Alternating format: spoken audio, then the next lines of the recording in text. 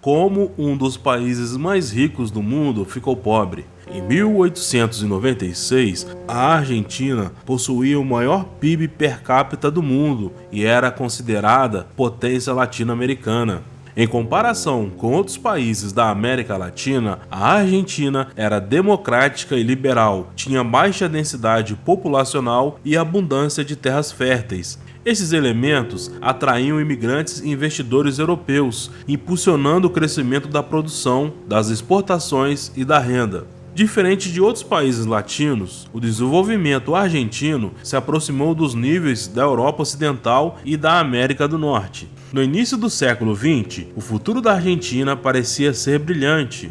Desde a Constituição de 1853, o país experimentou um forte crescimento econômico e modernização governamental. Em 1912, a Argentina era a nona maior economia do mundo e com a maior renda por habitante do mundo, à frente, por exemplo, de Dinamarca, Alemanha e França. Em 1913, a Argentina inaugurou o primeiro metrô na América Latina, 55 anos antes do Brasil, e já era a oitava nação mais rica do planeta. Os números eram impressionantes. Um argentino, por exemplo, era em média 29% mais rico que um francês, 3 vezes mais rico que um japonês e 5 vezes mais rico que um brasileiro. A Argentina, do início dos anos 20, única democracia na América Latina, gerava ditados populares na Europa e uma expressão ficou muito famosa entre os franceses que dizia "rico como um argentino".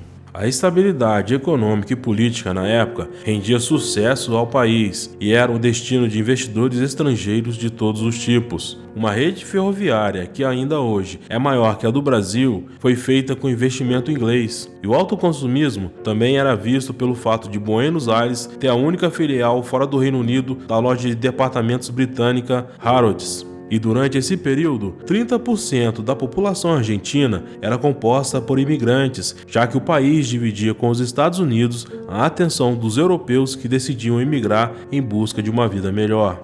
Mas uma série de medidas erradas tomadas pelo governo argentino fez com que o país iniciasse o seu declínio, que ficou conhecido como o paradoxo argentino. A Argentina, na parte econômica, era uma potência agrícola, fruto de terras abundantes e produtivas nos vales do país, mas que tinha um modelo frágil de exploração dessas terras. Ao contrário dos Estados Unidos, que em 1862 sancionaram a Lei Homestead, que doava terras a qualquer pessoa que decidisse habitar o até então desértico oeste americano, os argentinos optaram por um modelo centralizador, vendendo terra aos ricos. E o governo americano teve grandes resultados com essa escolha de povoamento, como por exemplo Gustavo Swift, que vendo as dificuldades de transportes de carnes até as áreas mais afastadas dos grandes centros, áreas essas bastante povoadas, inventou o primeiro vagão refrigerado do mundo, e com isso, pela primeira vez na história da humanidade, o consumo de carne foi popularizado, fazendo com que o consumo médio de carne nos Estados Unidos subisse 300%. Porém, pelo lado argentino, o governo ainda impulsionou a concentração de renda, e isso criou uma elite habituada ao consumo de luxo, mas que pouco contribuía para o desenvolvimento econômico do país.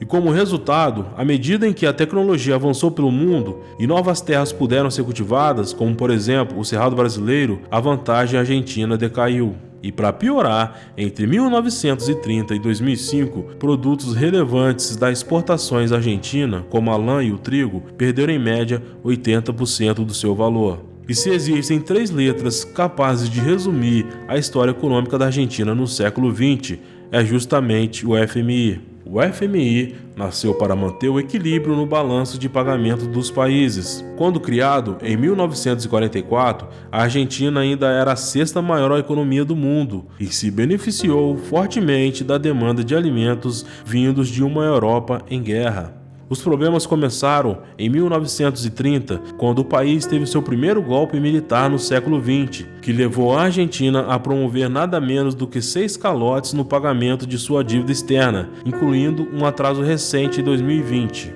Esse golpe militar declinou de vez o país. Ao minar os fundamentos do Estado de Direito, a Argentina abriu caminho para a instabilidade permanente. E após a eleição de Juan Perón em 1946, uma série de colapsos institucionais ocorreram como resultado de políticas antidemocráticas e populistas. Só entre 1930 e 1983 foram 6 golpes de Estado, 5 deles resultantes em ditaduras. Presidentes de todos os tipos se revezavam no poder, substituindo uns aos outros, mas mantendo uma essência, o nacionalismo exagerado. Perón, que até hoje é referência no campo político argentino, incluindo o atual presidente Alberto Fernandes, iniciou o que se tornou a ideia central de todos os governos seguintes: compensar os problemas sociais com aumento expressivo de gastos. Perón ainda instituiu e aumentou direitos e garantias dos trabalhadores, porém isso gerou grandes dívidas ao país. Como resultado, na década de 40, enquanto os salários subiam 46%, a economia crescia em média apenas 8% ao ano. Com a riqueza acumulada pelas exportações para a Europa nos anos anteriores, o país investiu e expandiu diversos setores, porém manteve um típico problema latino-americano: a baixa concorrência. O governo ainda interveio cada vez mais na economia, nacionalizou empresas estrangeiras, deu subsídios às indústrias do país e fez outras regulações que enfraqueceram os direitos de propriedade e liberdade para trabalhar e empreender.